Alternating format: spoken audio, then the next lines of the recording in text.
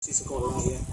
Mungkin Bapak Ibu tadi materinya sudah banyak mengupas tuntas tentang literasi digital. Jadi saya share saja materinya, nanti Bapak Ibu guru tinggal membaca saja ya, materi yang ada, karena ada beberapa referensi yang saya sudah bagikan di situ, tinggal dibaca. Nanti ada diskusi sebentar di forum diskusi lah, lebih afdol kan begitu.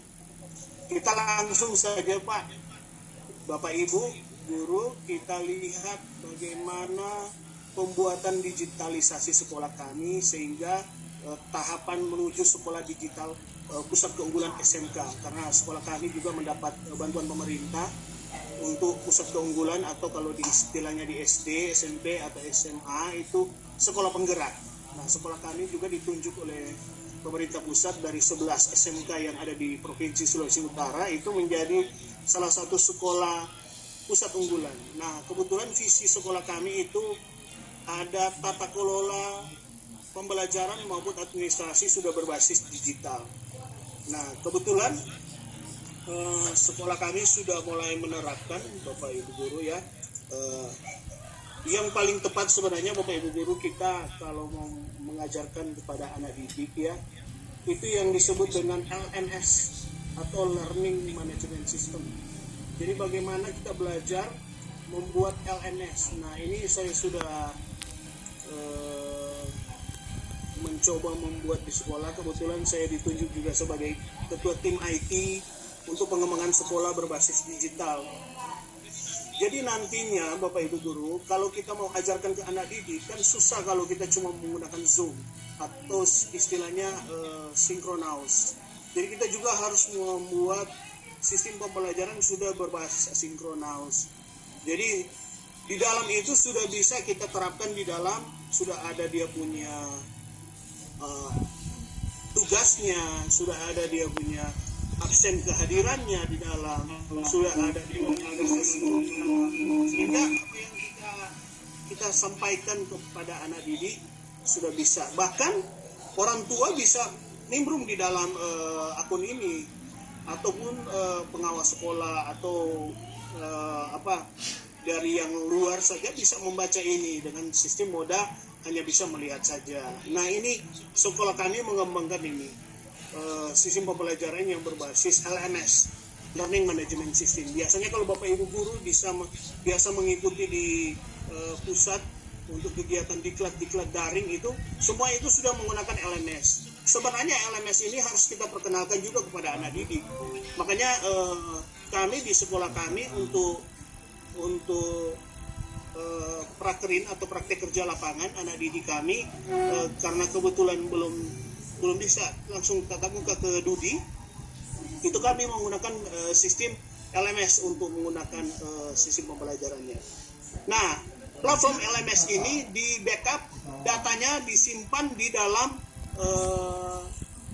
database atau cloud, itu istilahnya di kita itu adalah yang dapat dari kementerian, yaitu Belajar ID. Karena kalau Belajar ID kan itu tidak terbatas pemakaiannya Bapak Ibu. Jadi semua data itu bisa disimpan di situ.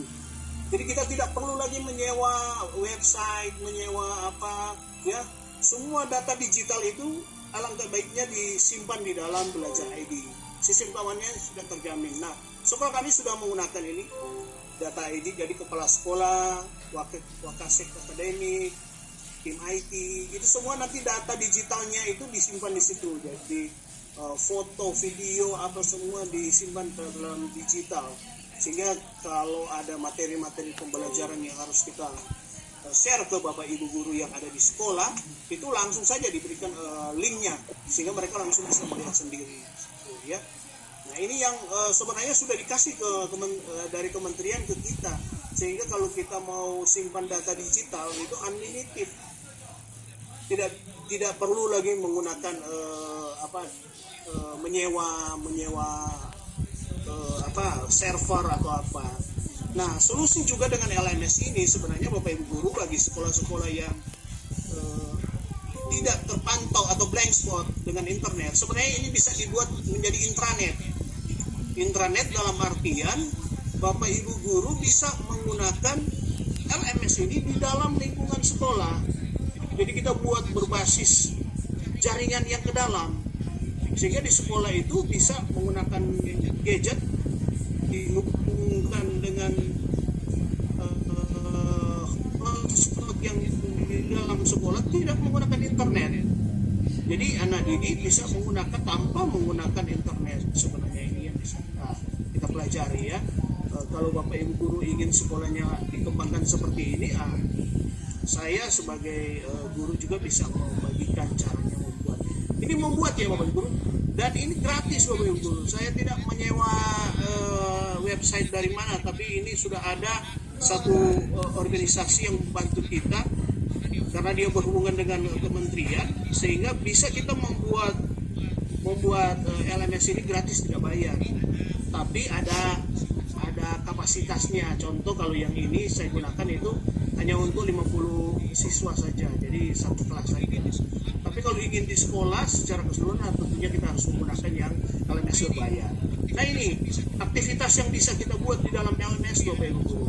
Ini ada eksplorasi konsep, ada simulasi, ada catatan, bisa bikin blog, bisa bikin video di dalam, ya, bisa bikin tugas, bisa bikin kuis, bisa bikin listener, dan yang lain-lain yang banyak yang seperti yang kita biasa menggunakan di kementerian ya untuk pembuatan LMS. Saya rasa Bapak Ibu guru, platform digital untuk LMS itu lebih bagus daripada kita menggunakan yang Google Classroom. Saya juga menggunakan Google Classroom, tetapi ada keterbatasan. Contoh videonya kita tidak bisa pause dan memasukkan pertanyaan. Tetapi kalau di LMS itu kita bisa atur lebih fleksibel lagi untuk dia punya soal seperti yang keluar soal di ANBK itu.